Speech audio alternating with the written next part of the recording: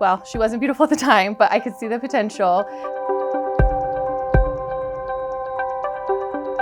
Hi, my name is Molly Holahan, and I work on the Aubrey Hutchison team here at Keller Williams in Helena, Montana. And I wanted to talk to you a little bit about my home goals and renovation at my house here in Helena.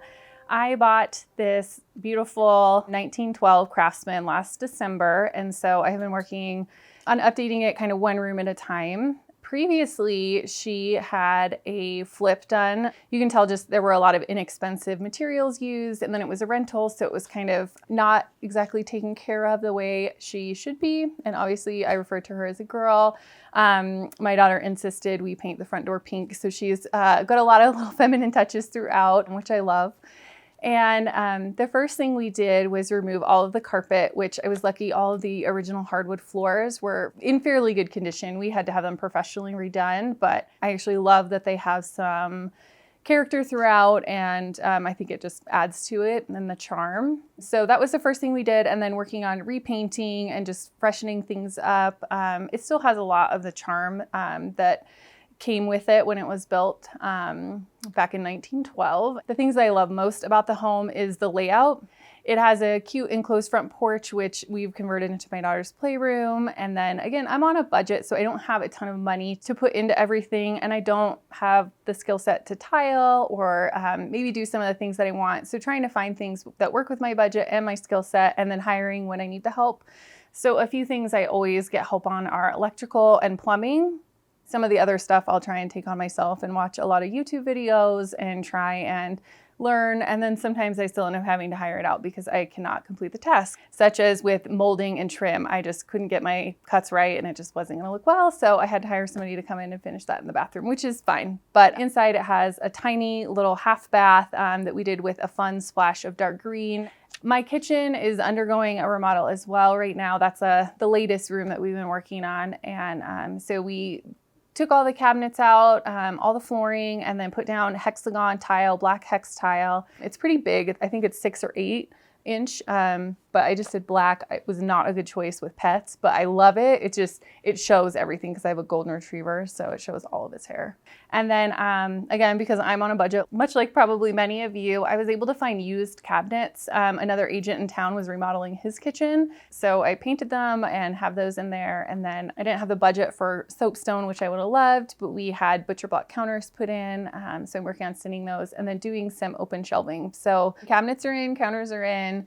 Appliances are all hooked up. I just need to finish painting and just kind of some finishing touches. And then my project for 2023 that I'm hoping to undergo is finishing the attic space. So one thing when I was shopping for houses, there was a beautiful house. It was like a brick Tudor, and it had this amazing upstairs that they had finished. And I put in an offer, and much like many of you, I was outbid and didn't get the house.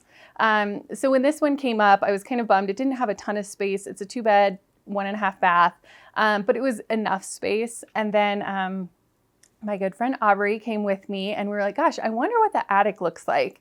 And so we did kind of a cheerleader stunt and kind of propped her up because she's smaller than me. So I was able to kind of get her into the attic, and there are already dormers.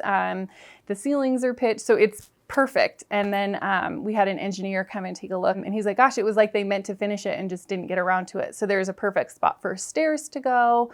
And then I'm not sure how much room we'll be able to have. We'll probably have him draw up plans, but ideally I would love like a family room up there and at least 1 bedroom and a bath, maybe 2 bedrooms if we can squeeze it in. But that's something I'm super excited about and really will, keep you guys in the loop. It's a great little house. It's super close to downtown. And I think if we can start looking at some of these houses that maybe just have some potential and put in some elbow grease, you end up with some instant equity in your home. And that really helps you if you go to sell. I don't know if she will be my forever home, but she certainly will make a great home for someone, whether I keep it for myself or as a rental or sell it in the future. I think about resale all the time. Gosh, is this going to be a good idea? Will someone else like this?